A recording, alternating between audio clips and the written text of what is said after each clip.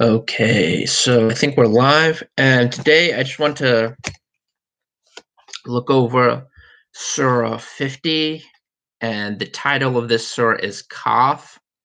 That is the 21st letter of the Arabic alphabet, for those of you not familiar, and it takes its name from the first word in this surah.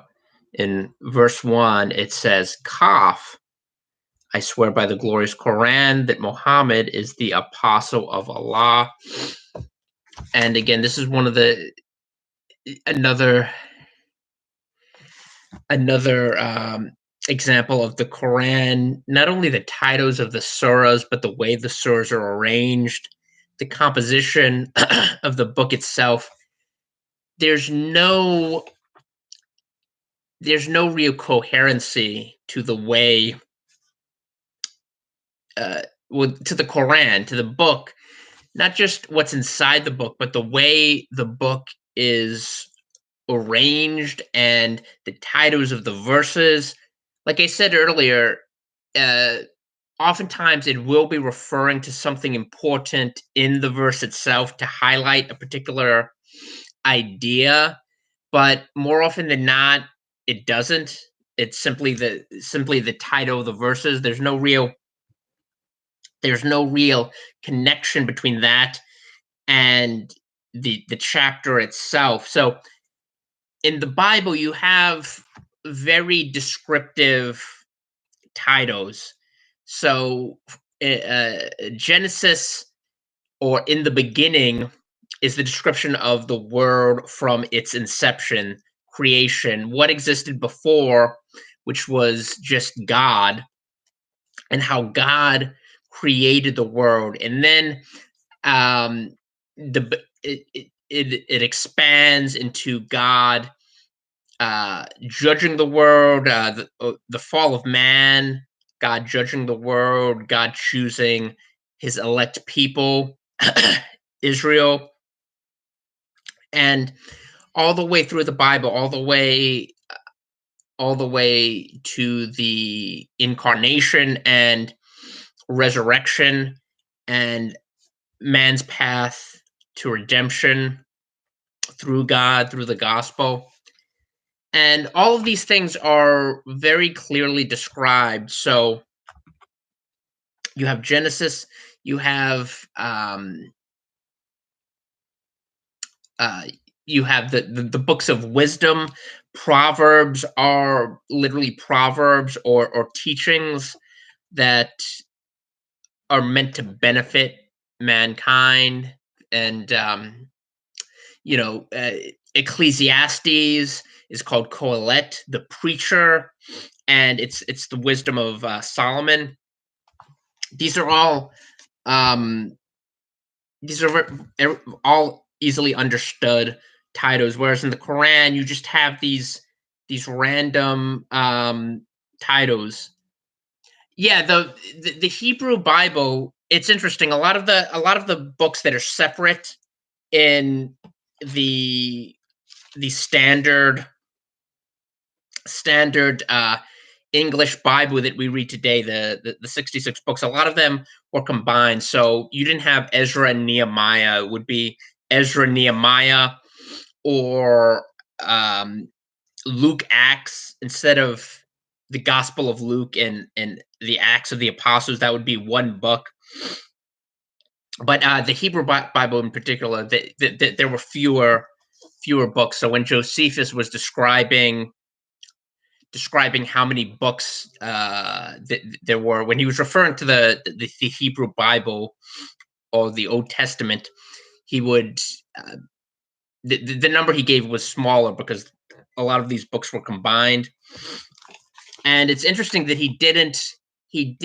I don't think he included the apocrypha when he was talking about scripture or describing scripture. Um, but anyway, the title of the surah is Kaf. It's the 21st letter of the Arabic alphabet. And it says, Kaf, I swear by the glorious Quran that Muhammad is the apostle of Allah. Um,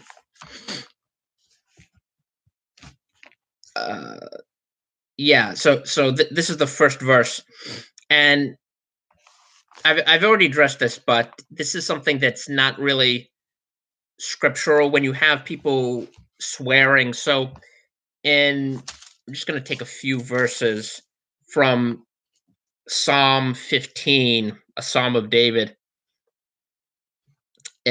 He says, "In whose eyes a vile person is contemned, but he honoreth them that fear the Lord. He that sweareth to his own hurt and changeth not." So in the Old Testament, in the Bible, but in the Old Testament, there was a high priority placed on keeping your oaths and not making vain oaths or vainglorious oaths. Where you when you see people today say, I swear, blah blah blah, it's usually a defense mechanism used because that person is not very truthful. They can't be you can't really expect them to keep their word, so they use these really emphatic oaths to prove that they're telling the truth. It's really an indication that they're lying, most likely. And this is something that Muhammad did. So here you have David emphasizing how important this is, and this is repeated throughout the Bible. So in Proverbs 39, it says, "Lest I be full and then deny thee and say, Who is the Lord? Or lest I be poor and steal and take the name of my God in vain." So this is one of the commandments, one of the 10 commandments, not to take the name of the Lord in vain. So these oaths where you're swearing by God are really not something that you should do. And in fact, in Matthew 5, this is probably the most famous verse of them all with regard to this subject. In Matthew 5:34, it says, "But I say unto you, swear not at all, neither by heaven, for it is God's throne, nor by the earth, for it is his footstool, neither by Jerusalem, for it is the city of the great king. Neither shalt thou swear by thy head, because thou canst not make one hair white or black. But let your communication be yea, yea, nay, nay. For whoever is more than these cometh of evil, or whatsoever is more than these cometh of evil." So this is again Jesus affirming the fact that you shouldn't swear. And here he's not simply swearing by God, he's swearing by the Quran.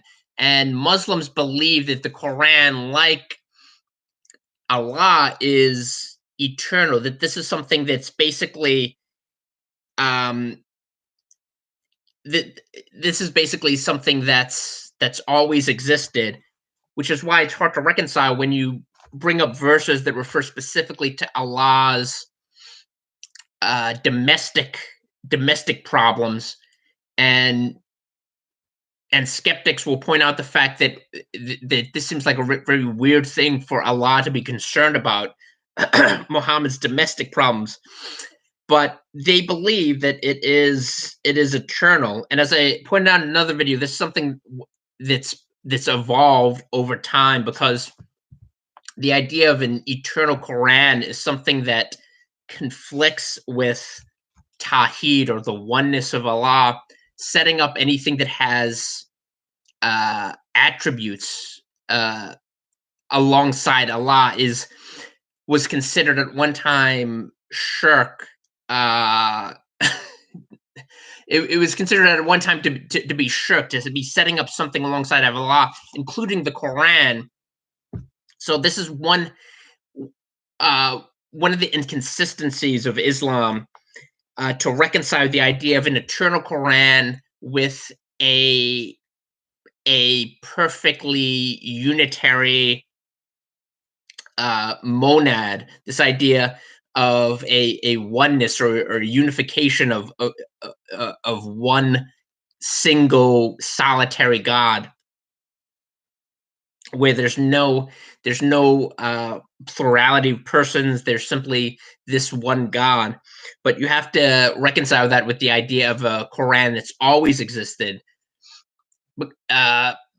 and not somehow run afoul of Islamic doctrine, the idea of having attributes of Allah that are held in the uh, same esteem as Allah Himself.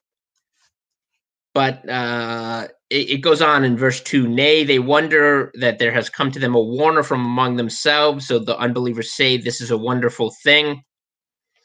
What, when we are dead and have become dust? That is a far from probable return. We know indeed what the earth diminishes of them, and with us is a writing that preserves. Nay, they rejected the truth when it came to them, so they are now in a state of confusion. Do they not then look up to heaven above them, how we have made it and adorned it, and it has no gaps?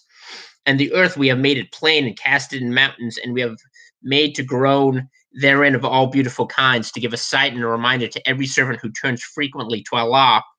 And we send down from the cloud water abounding in good, and then we cause to grow thereby gardens and grain that is reaped, and the tall palm trees having spadices closely set one above another, a sustenance for the servants, and we give thereby to a dead land. This is the rising.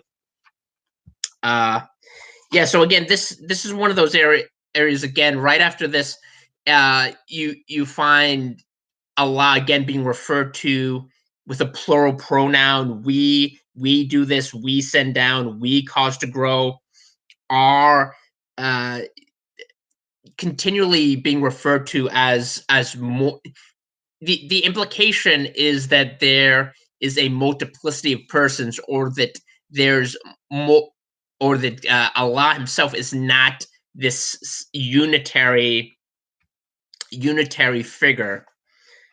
But this is not really addressed. Muslims try to claim that this is simply a reference to a royal we, that this is not an indication that there's more than one person within the Godhead. But again, it's not really a persuasive argument. It is interesting, though, that this surah is in reference to the to unbelievers from the perspective of Muslims, in this case, pagans. So, as I said in an earlier video, the only really persuasive part of the Quran you can find is when Muhammad is arguing with members of his own tribe, the Quraysh, who refuse to accept Islam and they remain pagans. And as I described earlier in earlier videos, they had a very naturalistic view of the world. Ibn Warraq describes this in his book Why I Am Not a Muslim. They had a very naturalistic view of the world and were skeptical about ideas like a bodily resurrection and a judgment, things like that. They had their own gods, like any other animistic or pagan society. They had their own little deities that they worship to bring rain, particularly in an arid desert environment. It was essential to have rain. So they had these things that they would pray to for specific outcomes, but otherwise they were really very skeptical of this idea of an afterlife in the sense that we think of it, uh, a judgment and a bodily resurrection.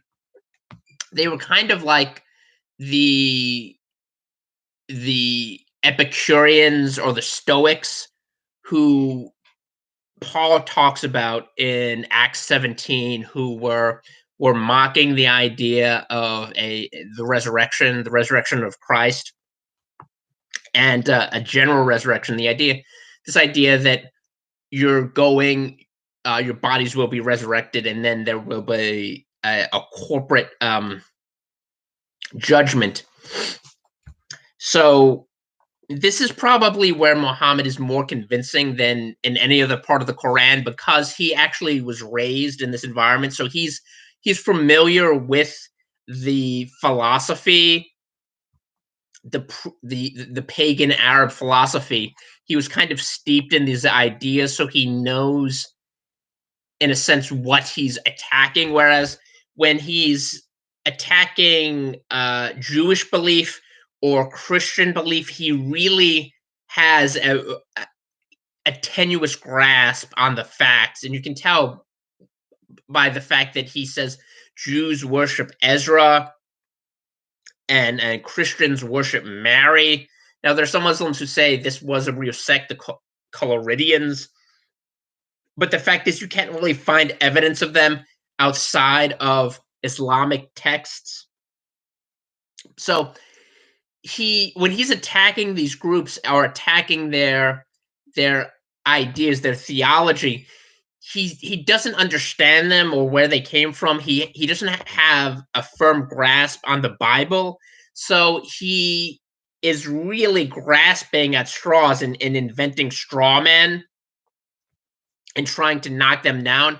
But for people who are actually familiar with the Bible, who've read the Bible and are familiar with history, the history of Christianity and Judaism, they recognize how ridiculous some of these attacks are, and how ignorant Muhammad was of specific historical facts, and ignorant of the underlying theology of the groups he's disputing with.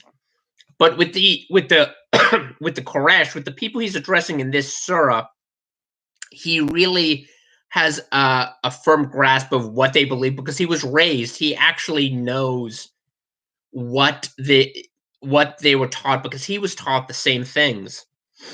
So he has a very good argument for their skepticism about God, the fact that the fact that there is a God that created the heavens and the earth. But even here, he's not really giving a persuasive argument for Allah being that God. He's pointing to the palm trees, the rain, all of these things which are true. These are, I mean, these do uh, these exist, uh, but it's not really an evidence that Allah specifically, this specific deity, is responsible for them, and he doesn't give real evidence. So, and you can tell when you read on. So it says others before them rejected prophets (parentheses) the people of Nuh, i.e. Noah, and the dwellers of Aras and Samud. And the Samud was an Arabian tribe, um, and Ad and Pharaoh, that's Pharaoh, and Lot's brethren, i.e. Lot. And this goes back to the idea of Muhammad not really understanding Lot, the fact that he was a Jew. He was not living in Sodom because he was related to the people in Sodom or they were his people. He was living there because he was incredibly disobedient. Even though he's called righteous Lot by Paul, he was continually disobedient and a very carnal, fleshly believer, kind of a backsliding, a backslider. So it says Ad and Pharaoh and Lot's children. And Ad was an ancient southern Arabian tribe that was supposedly destroyed in a storm, and Muhammad attributes the storm to Allah. So he kind of groups all of these things together: Arabian folklore and some history with biblical narratives, and shoves them together and says all of these people were punished by Allah. But again, he's not providing any real evidence.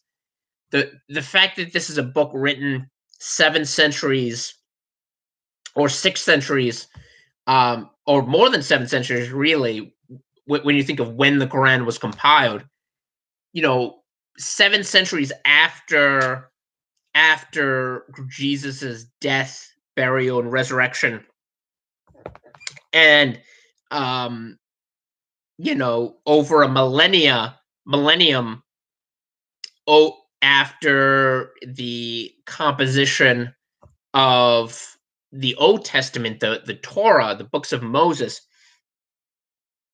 you have to question how accurate is his understanding of these events. The fact that he was aware of them and he could recount them doesn't mean that his God or Allah, that Allah was responsible for these things. And the fact that Allah is not mentioned in the Bible is a testament to how very very frail this argument is. This argument that Allah was responsible for all of these things.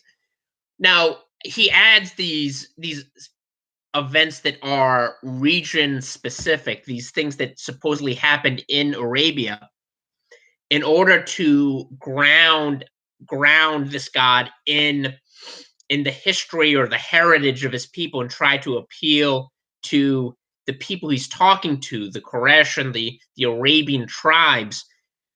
Otherwise, you would have to go and look at the Old Testament and the New Testament and realize that um, that there that Allah is not there. Now, there are prophets that prophesied to parts of Arabia, to other nations in the vicinity of where Muhammad is, but they didn't prophesy of Allah. They were prophesying of Jehovah and Jehovah's judgment on these nations.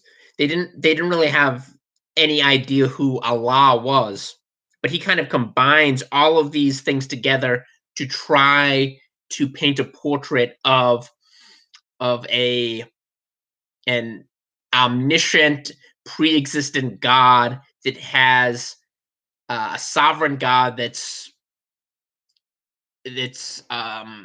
created all of these things and that's overseen everything. So it says, and the dwellers of the grove and the people of Tubba all rejected the apostles, so my threat came to pass. And Tubba, the people of Tubba, is a reference to a group that ostensibly a tribe that's from Yemen, or what's today known as Yemen, that succeeded other Arab tribes in that area. So, according to Islamic tradition, you would have the Amalekites, and then then the people of Tubba, after several other tribes followed them, they would take over, and they were supposedly punished. And the king of Tubba was punished for not worshiping Allah. Now, there is evidence in pre-Islamic antiquity of Jewish kingdoms in Yemen, and in fact, there was a really large Yemenite Jewish community that existed until the independence of Israel, the War of Independence, and the 6 Day War, which occasioned this mass exodus of Jews. And in fact, there's a documentary by Pierre Rahave called Exodus, which describes the over 1 million Jews that were forced out of these Arab countries after first the War of Independence, and then secondarily, 20 years later, after the 6 Day War, they were forced out of these countries and came to Israel. And one of these really huge communities was the Yemeni Jews, and there are a lot of them, particularly I think the Karaite Jews, who do not believe in an oral Torah. I think are from Yemen, if I'm not mistaken. Someone could correct me if I'm wrong, but the Yemeni Jewish community was this very rich culture that existed in Yemen up until the 20th century. But in pre-Islamic antiquity, there were actually Jewish kingdoms that existed in that part of the Arabian Peninsula. Uh, so the people of Taba were supposedly a group that existed. Um, they existed in that part of Yemen, whether they were Jewish or idol worshippers. It depends on the context. Um, it depends on the context, but there are different Islamic explanations for who the people of Taba were. But basically, they were, according to Islamic tradition, a group of people that lived in Yemen, in that part of the Arabian Peninsula, and that were supposedly punished by Allah. But again, this is another, and there are actually videos on YouTube by imams and Islamic scholars discussing this, trying to explain what happened to these people. But again, this is another another area where the Quran merges folklore and legends and tries to pass it off as history and tries to attribute that history to Allah. So, you know, the idea of history as, um, in, in fact, historians in general, as chronicling actual events that transpired. This is something that's relatively recent. Even if you go back to Herodotus, who um who a lot of history classes will study that during Greek history, but they'll tell you that even Herodotus, a lot of the history was basically legends that were weaved together, and the Quran, so that was before history became more more grounded in concrete events and eyewitness interpretations of these events, or contemporaneous witnesses. So even comparing Herodotus to Thucydides, you you see the contrast between history as this sort of folkloric, legendary endeavor, which weaved actual actual history with legend and myth, with a more um, with a more more scientific, forensic concept of history, of actually just recording events that could be documented either by contemporaneous sources or by sources that exist that were not contemporaneous, but where you have evidence, a lot of evidence documenting their their statements. So the Quran is kind of like an extreme version of that, where you have a lot of these legends, lots of this mythology kind of weaved together with actual historical events. So you have actual historical figures like Solomon or David. There was a Davidic kingdom. You'll have them included, but you'll have descriptions of their reign infused with um, all of these legends, and for example, that's why the Quran uses the Talmud and kind of puts it out there as if it's scripture. So the story of Solomon, the king, the Queen of Sheba, you don't just have the encounter described in the Bible. You'll have you have something that's taken directly from the Babylonian Talmud, and it'll be inserted there as if this is the history of what happened during Solomon's reign. And this is another example of that, where you have the description of the people of Ad, this tribe, weaved together with Pharaoh. And as I explained in an earlier video, the Pharaoh, the way that Pharaoh is described in the Quran is really at variance with the description in Exodus. And Muhammad combines characters from the book of Esther with, kind of inserts them into the narrative of Exodus and Moses's confrontation of Pharaoh. So in 16 it continues, and certainly we created man, and we know what his mind suggests to him, and we are nearer to him than his life vein. When the two receivers receive, sitting on the right and the left, he utters not a word, but there is by him a watcher at hand, and the stupor of death will come in truth. That is what you were trying to escape, and the trumpet shall be blown. That is the day of threatening. And here again, Muhammad uses something that is biblical, the idea of a trump sounding. And every soul shall come with it a driver and a witness. Certainly you were heedless of it, but now we have removed from you your veil, so your sight today is sharp. And his companions shall say, this is what is ready with me. Do not cast into hell every ungrateful, rebellious one, forbitter of good, exceeder of limits, doubter. And again, this is very important in Islam, the idea of not doubting. And it's not simply doubting Allah, but you're not allowed to doubt Muhammad, which is why Muslims who disagree with Muhammad are called hypocrites, and they're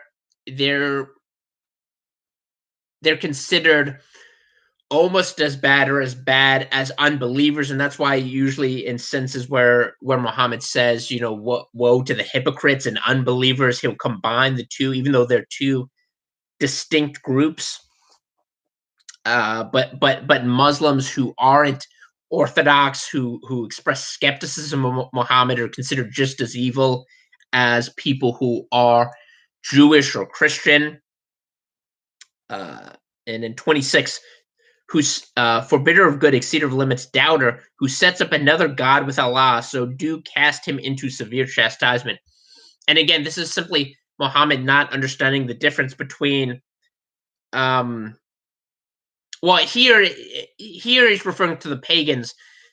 The surah, the surah itself is he's talking about specifically pagans, but also when you see this verse, it's usually in the context of him attacking Trinitarianism and the idea of the Trinity. So usually when you see this, it's Muhammad not understanding the difference between the Trinity and tritheism, which is the worship of three separate gods. So in 27 it says, his companion will say, our Lord, I did not lead him into inordinancy, but he himself was in great error. He will say, do not quarrel in my presence, and indeed I gave you the threatening beforehand. My word shall not be changed, nor am I in the least unjust in the servants. On the day that we will say to hell, are you filled up? And it will say, are there any more? And again, this is what Muhammad is describing here is hell literally talking. This is not some sort of metaphorical. And this came up during the David Wood Muhammad hijab debate, when and there have been people who mock this ever since, this idea of Allah having shins, or Allah having having specific body parts, but also the idea of pages from the Quran interceding for you during the day of judgment. Um, and Muslims will try to make the Quran sound less ridiculous by claiming that these are figurative interpretations, or figurative or metaphorical, that they have a figurative or metaphorical meaning to them, that they're not literally, like here where it says hell is answering back. They'll say this is simply a metaphor, and this is a way to make the Quran sound less ridiculous than it really is. But this is not how Muslims understood. This is not how Muslims understood the Quran, and it's not how Muslims today, if they're being honest, if they're being forthright, they'll admit this is literally hell speaking back and saying, "Are there any more?" So this is not a metaphorical. This is not a metaphorical or figurative passage. Uh, so in 31 it says, "And the garden shall be brought near to those who guard against evil, not far off. This is what you have promised. It is for everyone who turns frequently to Allah, keeps His limits. Enter it in peace, and it is the day of abiding." And in 36 it says, "And how many a generation did we destroy before them who were mightier in progress than they? So they went about and about in the lands. Is there a place of refuge? Most surely there's a reminder in this for him who has a heart or gives ear and is a witness. Uh, Therefore be patient of what they say and sing the praise of your Lord before the rising of the sun and the setting, and glorify him in the night and after the prayers. And listen on the day when the crier shall cry from a near place." And again, this is, he's trying to pull this together, the idea of, like I said, taking all of these events that happened in the past. Are some of it is just fabulism. Like I said, there's legend and folklore inserted in the Quran in the midst of actual historical or biblical events in order to to buttress the image of Allah and the fact that he's able to dole out retribution to people who disobey him or disobey his messenger, i.e. Muhammad. This idea of God being of their God, of Allah being everywhere and having a hand in all of these events. But again, Muhammad is not really offering any substantive evidence when he points to these things. The biggest evidence, if you will, to support his prophethood and the idea of Allah being God is his military victories. And this is something, this is the only thing that he offers substantively to defend Allah and defend himself. The idea that Muslims, despite their numerical inferiority, were able to emerge victorious in these battles, these important, significant battles in early Islamic history. But the fact is, that's not evidence of his prophethood, and it's not evidence that Allah was on his side. Because as I explained in an earlier video, these, if you can explain it, God didn't do it. If you can't explain it, then God did it. So when God sends an angel to wipe out 180 or 150,000 Assyrians, that's not explicable in military tactical terms. That's not something that a human army could do. But something like the Battle of Yarmouk, or during Muhammad's time, the battles that he won against the Quraysh, these things they're unusual in the sense of having this much smaller army defeat a larger army, but they're not they're not something that can't be explained any more than you can explain the Battle of Austerlitz, where Napoleon defeated larger Prussian and Austrian armies, or you can explain um, the early victories of Nazi Germany during World War II. These are things that have rational explanations. You don't have to resort to Allah in order to explain what happened. So once you take those away, there's not much that Muhammad can point to say that you should trust him, you should trust his authority, and that you should believe in Allah because of him. So in 43 it says, "Surely we give life and cause to die, and to us is the eventual coming." But again, he's not he's simply substituting um Allah for the God of the Bible, but the God of the Bible has tangible evidence to support his deity. There are hundreds of prophecies that have been fulfilled. There is the existence of the church itself. The early church is a testament to Christ's deity. When you think about the fact that you had 10,000 Jews worshiping a man who whose resurrection centered around the cross, something is that was a sign of a curse, or Romans, thousands of Romans and Gentiles worshiping a man who was crucified, despite the fact that this was a symbol of for the Jews of a curse, but also for Romans it was the most detestable form of capital punishment imaginable, and yet you had this gigantic community worshiping him after his death.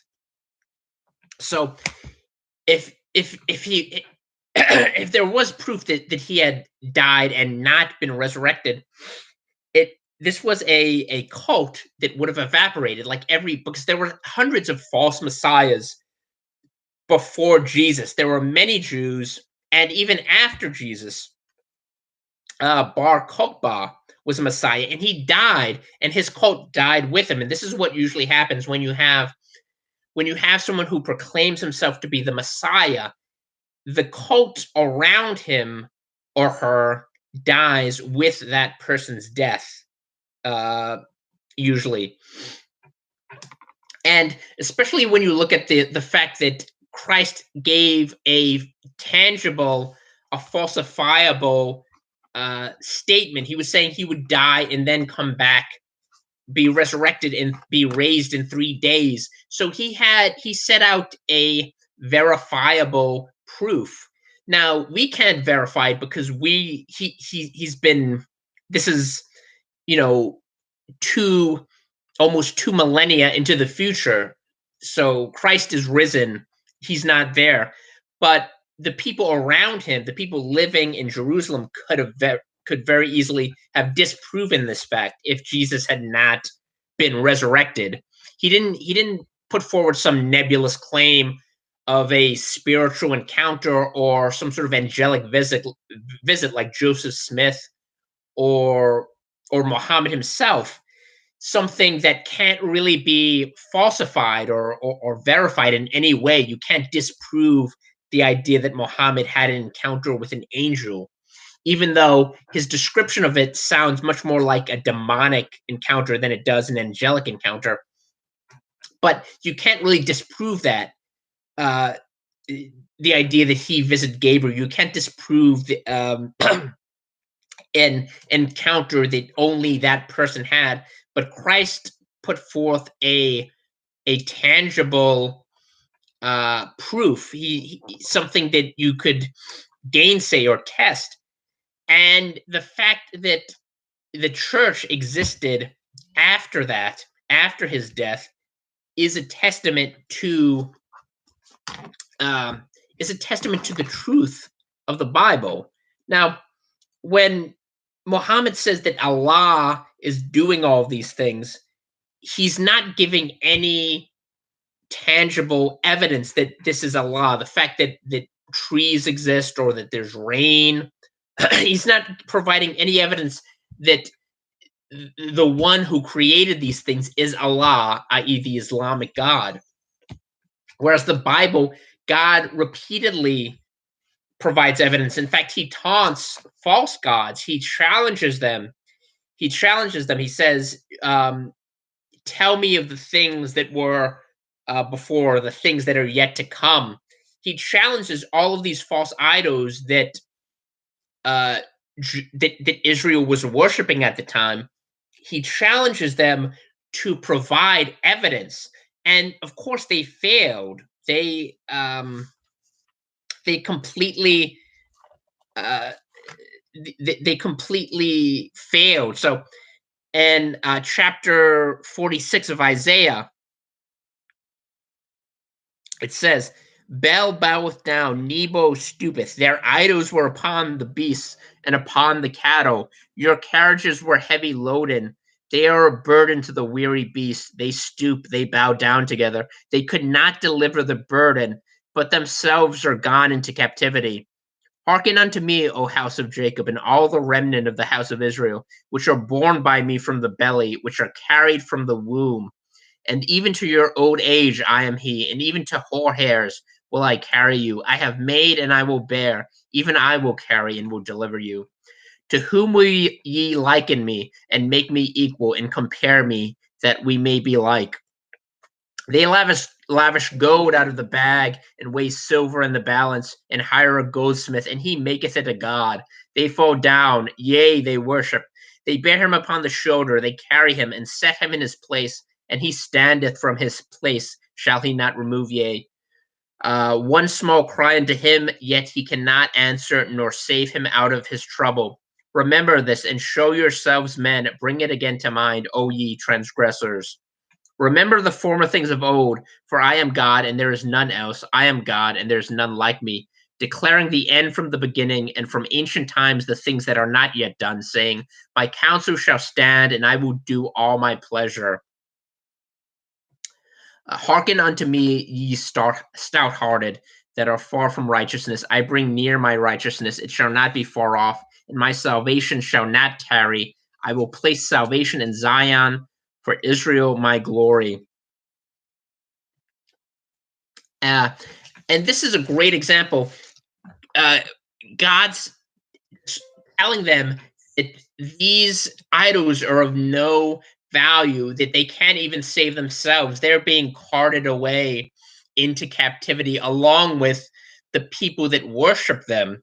So they have no real power, whereas God could has all the power, and he exercises it at his discretion.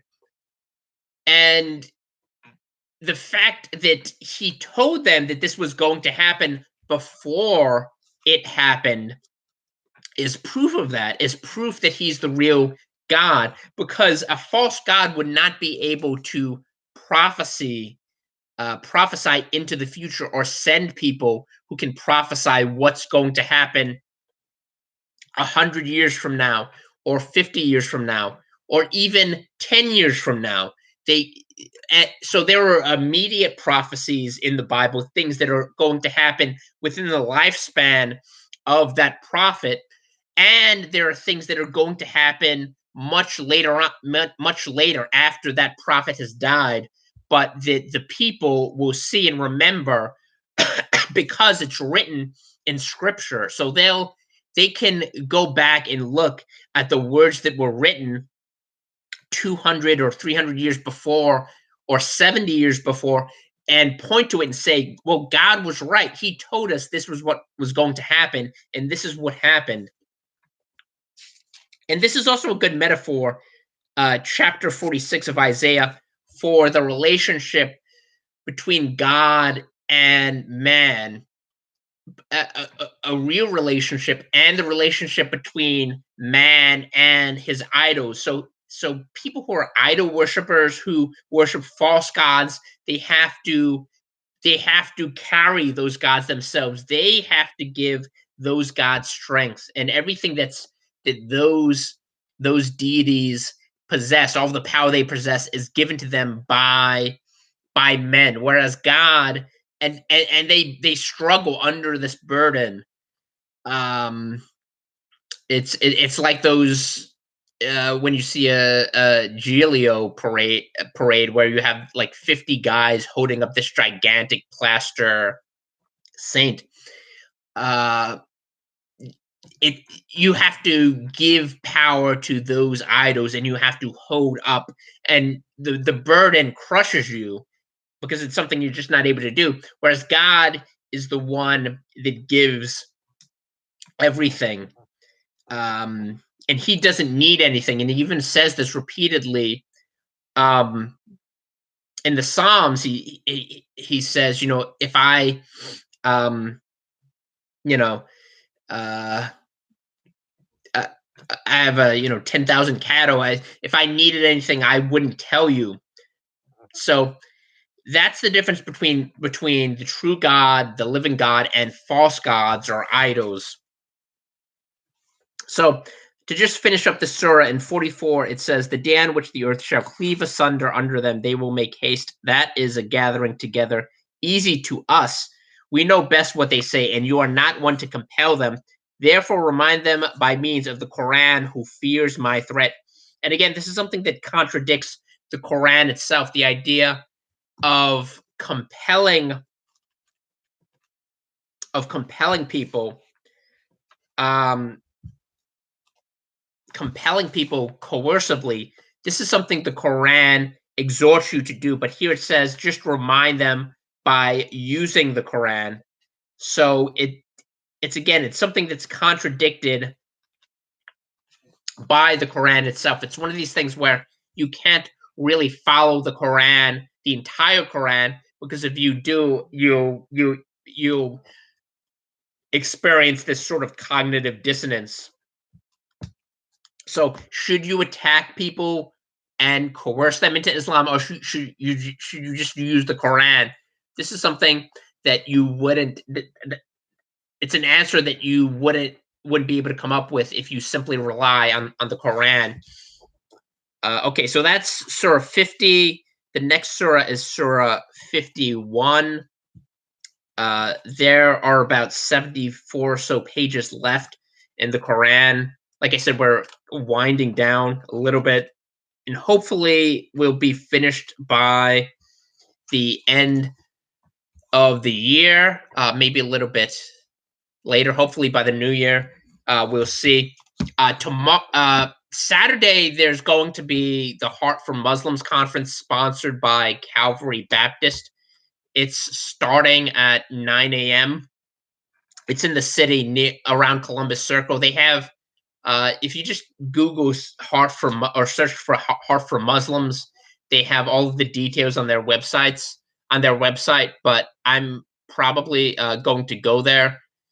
And for anyone who's in the New York City area, they can check it out for themselves and decide if they want to go. But it looks like a really interesting project, and I'll see you all in the next video. Thanks everyone for coming. I don't know if